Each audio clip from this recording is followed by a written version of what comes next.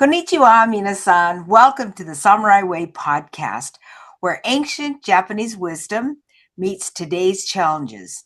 I'm Lori Sagawa, the author of Let the Samurai Be Your Guide, speaker, and your host. In this episode, we're going to be joined by a guest, very special guest, Sara Im, for a conversation that will encourage you to live with courage, resilience, and honor. Sara Im is an award-winning author, speaker, and resilience coach based in St. Petersburg, Florida. She survived the killing fields of Cambodia, and she has turned that into an experience and a mission that will help others and to help people rise with strength and hope. Alongside with her coaching and speaking, she also hosts health and wellness events that bring the community together for healing and growth. So please help me welcome to our stage, Sara Im. Welcome, Sara, and thank you for being here. Thank you for inviting me here, Lori. My pleasure. Mm-hmm.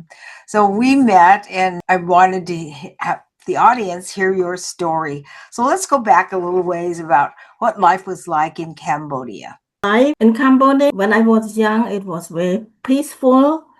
I grew up in a farm. My parents are farmers, and I was the firstborn. And I feel very much loved and secure. But my parents did not believe in prep me to become a farmer. They want me to do well in school, get higher education, and get a different job than being a farmer. So that's what I pursue. I believe I trust them. But when I was about 13 years old, my mom had an accident and she became paralyzed. And because I'm a firstborn child, I become a caregiver. But when I took care of my mom, I care with love because I want her to be well so much. So I love her. So I love that we express to one another, caring for one another, build such a strong love bond between us. And fortunately, about 4 years later, my mom got better. So she was able to walk and go back to earn the living again. But at that time, I graduated from high school. I was able to register for college. And college is far away from home. So I left my family behind. And when I went to college, and it's about a year into the college, things changed. In 1975, the communist regime took over our country. They came in the military equipment, big truck, big tank, and the military wear black. It was scary. And they came in, they shut down the country right away. Shut down the country, then evacuate all the people out of the city. So they want people to go to the field to work. So I end up in the camp. What was like shared with me, and I'd like you to share it with the audience. What was life like in the camp? It was very hard. Working like 15 hours a day from dawn all the way until nighttime. Very exhausted. And under the sun in Cambodia is very hot. It's average about 95 to 100 degrees every day. And we work in that sun all day long. And we don't have rest, not much rest. We work 7 days a week. And we got very little time to sleep, very little, like 5 hours of sleep. And they give us food, very little food. So a combination of lack of sleep, lack of rest, and working too long and so on, I cannot handle it. I became sick. And a lot of people got sick also. The sickness, when you get sick, you have to go to work also because if you don't work, you don't get a chance to line up to receive that little food. So we all have to push ourselves to go to work, even we are sick. But when I was too sick, I cannot push myself anymore. So when that happened, they sent me to the infirmary where all the sick people stay. And when I got there, I got scared because I saw a lot of people that are sicker than me. So I was thinking, oh my goodness, I might catch more disease and I may not make it. And I was scared about dying. I don't want to die. My goal is to stay alive till it's over. What I thought that this hardship will be over. That's my naive thinking. Is it? Did you ever think it couldn't get worse? I don't know, but my thought that the way they mistreat people like this, it's not going to last. But only a glimpse of thought that I have hope that it's not going to last. But anyway, I still want to survive because when they evacuate people from the city, I did not have a connection with my family. I have no way to reach them, to tell them what happened and to find out where they are, what happened to them. So we are completely disconnected. But my goal is to be connected to them and eventually I want to be with them. But I can't go back home. They cut down all the transportation. Probably communication, there was no way to, right? No So way. we talked about how are courageous. You didn't just do it, you did it with that goal in mind. And that's like Ganbaru.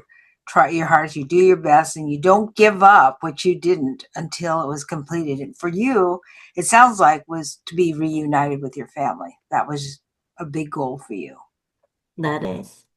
So yeah, my family is the main purpose in my life at that time. And I'm grateful that I have this strong love bond with my mom. That it's like a strong force to pull me through. If I'm feeling so weak, so sick, and almost giving up, no, I can't give up. I have a way to go. I have my family who's waiting for me over there. So that's why it's so strong that you wouldn't want to give up. Kind of reminds me a little bit, we talked about Viktor Frankl, the concentration camps, and what kept him going was his love for his family that he wasn't separated from. That's a great book to read if you want something to read. And anytime you're feeling sorry for yourself, I would encourage you to read Viktor Frankl's book and also Sarah's book, because it'll give you hope, because you think, oh, if they can survive that, it gives me hope to survive my situation, because I've never faced anything like that, the killing fields. And you share how emaciated you were, like death when you were there, like thought probably less than your skin and bones. And yeah, one point my disease, my body got swelled up, and then I emaciate. I pop up, and then a couple of days later I emaciate. When I emaciate, I lose weight abruptly, very quick. So multiple times when I lost weight, when I lose the puffiness, I lost so much weight. And I lost so much to the point that I don't have any more flesh to lose. I become just skin and bone. I barely can walk, and my face looked like a 95 years old woman. And actually, I was only 21 at that time. So think about it. Yeah. No matter how skinny I was, how weak I was, I keep moving forward. I did not lay down and think about let it go. There are people around me in the infirmary who just lay there and desperate. They lay there desperately, no hope, and they give up hope. They didn't think that they will get better. And of course, they will not make it. I have close friends that love me. Well, because we are friends in the camp, we make friends in the camp. So she reached out to me for help. I say, honey, I cannot do anything to her. Just be strong. But she didn't make it. So it's so sad. So our mind is very powerful. yes, If we cannot make it. You think can, if you think you can, you can't. You're right. Yeah. What give me courage is I believe that I can make it. I will survive. Will see my family. What was your goal? That was my goal. It's my determination. If you didn't have that, you could have been left behind. You could say, oh, I probably won't make it, or I'm too skinny, or I'm too weak, or whatever. But you had that goal in mind, and you had that resilience, and also Ganbaru, that spirit of never giving up. And you weren't going to give up until you were released and reunited with your family. Yeah. When I was in the infirmary, I was looking for a way out. I tried to find what could I do to get out of this situation.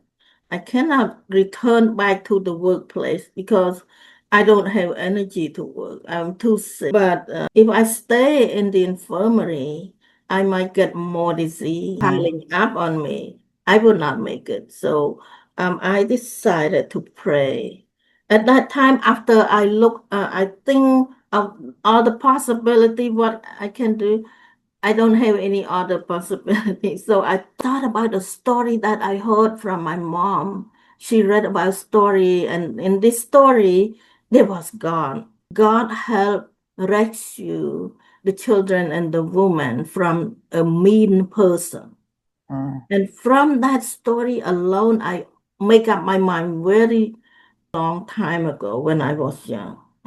I believe there is God. So now that my life is in danger and I don't have any way out, and I start to pray. I wait until nighttime when nobody can see me, and I sit and I pray and I ask God to help me.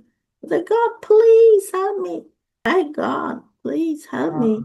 So every night, and then one morning when I woke up very early than anybody, so I thought, have a little bit extra energy today, so let me sneak out. What happened? You had to try, you had to do something. So I sneak out. I went back to where I came from, to the working place. And then when I got there, I met one kind team leader. She knew me before and she feels so sympathy for me. So when I met this team leader, she was able to help me to get a job in the kitchen that they prepare food to feed 1,000 people. So I got a job in the kitchen. How cool that was!